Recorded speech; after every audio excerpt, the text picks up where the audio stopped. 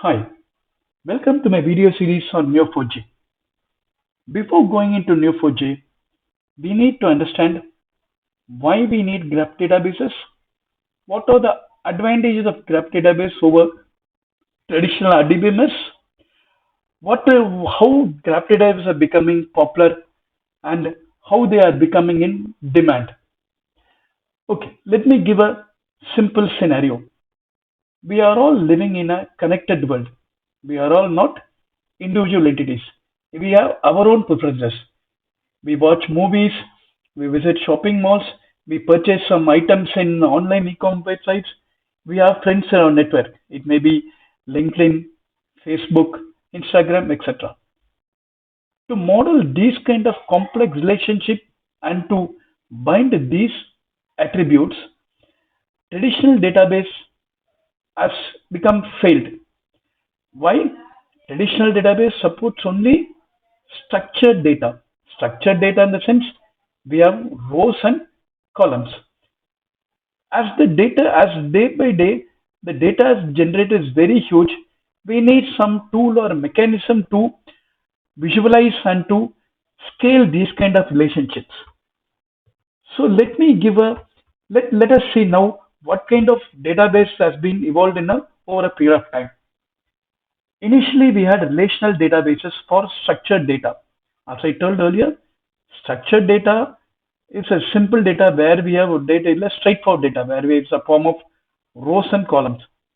Some of the relational databases are MySQL Server, MySQL, Oracle, PostgreSQL, and Redshift. The next thing was NoSQL databases. NoSQL database came for semi-structured data.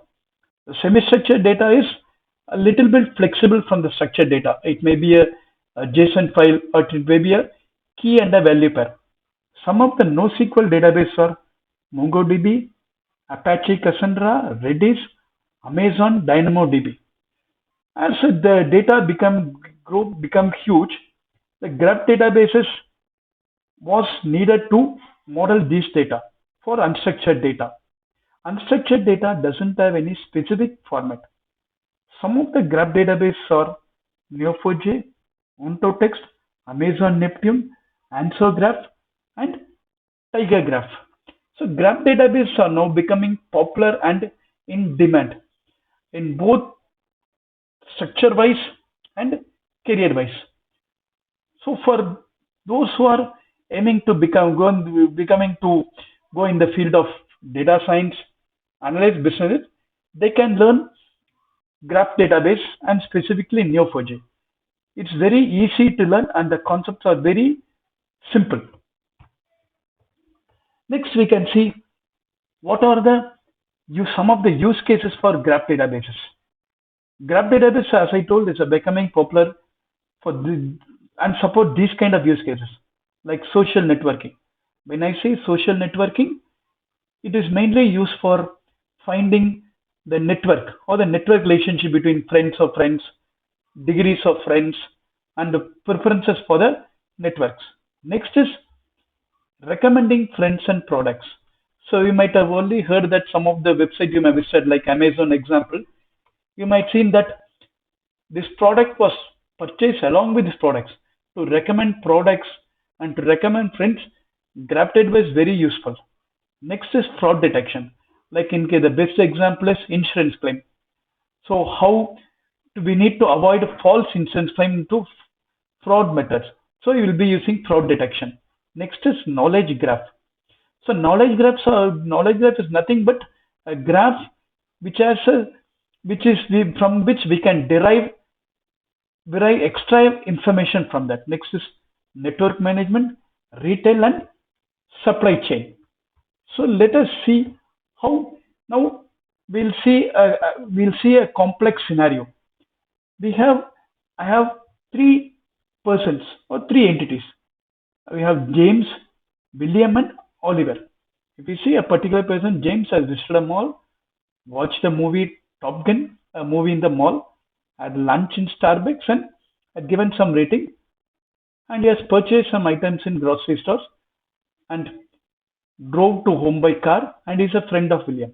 Similarly, we have William, like same thing. He has visited a mall, watched the Spider-Man movie, had lunch in McDonald's and given rating, purchased some items, and drove home by bike in the sprint of Oliver. Similarly, we have for Oliver. Now, we need to understand the relationship between these three persons and their preferences and how they are related to each other. For modeling these complex scenario, only graph database are suitable because we need to recommend friends and we need to find out the preference of them. So as I next is there are two types of graphs. Two types of graphs we have. One is RDF and LPG. RDF is resource description framework. The resource description framework is the form of tuples, and it will be supported for APIs and for transporting through for data interchange. The most common and the most popular is the LPG graph. LPG is label property graph. Some of the label property graphs are Neo4J and answer graph. So we'll be seeing next slide is slide about graph. Here I have differentiated and shown how a RDBMS can be visualized and a Neo4j graph can be visualized. If you see in the bottom, there is a regular RDBMS table. We have a person table, movie. So in person we have person ID, name, born columns, and movie we have movie ID, title, tagline, list, and the relationship between them. Three tables has been created, like for directed, acted, and produced. So we have the relationship between directed to person, like which person directed the movie, and which person acted in the movie, and who has produced the movie. If you observe, visualizing these in a regular RDBMS is difficult. It does not portray or it does not visualize complex relationships. You can see in the top a graph visualization being presented. If you see there are two nodes, person and movie. You can easily see the relationship between them. Directed, wrote, produced, reviewed, and acted. So these are some of the comparison and the advantages of graph over RDBMS. Now, before jumping into the deep dive into graph, we'll see what are all the building blocks of a LPG graph.